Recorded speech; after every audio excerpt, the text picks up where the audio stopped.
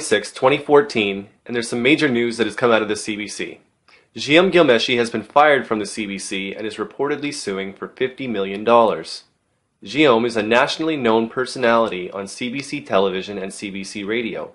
Before his departure from CBC, he was host of the daily arts program Q on CBC Radio 1.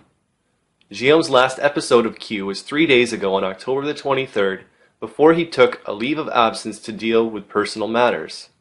His opening presentation was about the shooting that took place that day on Parliament Hill. I always liked listening to Jian. I used to listen to Q on my way to work and always found him to be a pleasant broadcaster. There are very few Canadian radio personalities who have the broadcasting skills to become memorable enough that they achieve household name status. Jian, though, after almost 8 years of hosting Q and nearly 14 years with the CBC, was able to achieve such status in many households across the country. So why is Jian being fired?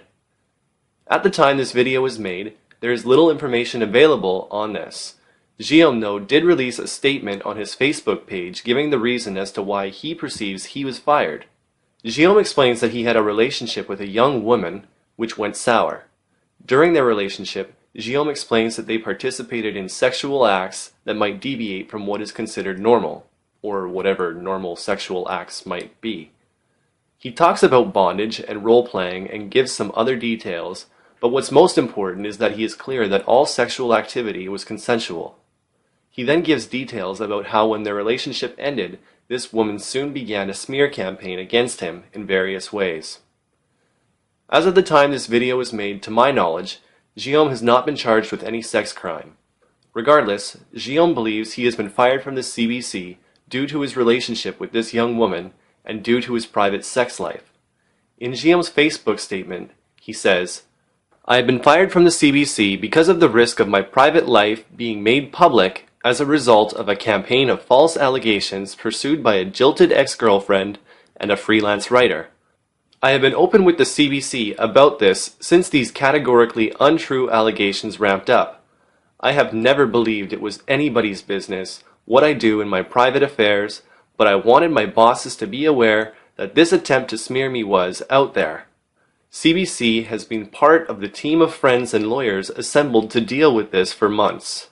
On Thursday, I voluntarily showed evidence that everything I have done has been consensual. I did this in good faith and because I know, as I have always known, that I have nothing to hide. This is when CBC decided to fire me." So now Jian is suing the CBC for $50 million for breach of confidence and bad faith. I'm sure more details on this story will develop over the next few days. At this point, though, with the facts that are available, I have to feel sorry for Jian. Having not been charged with any crime, he has lost his job and his reputation is being smeared. I do hope the allegations are not true, and until somebody is proven guilty of a crime, Canadians are supposed to presume innocence. So on that note, I also hope Jian is wrong and that the CBC did not fire him on the basis of just rumors and hearsay. I'm sure we'll find out the truth in the coming days as more details emerge.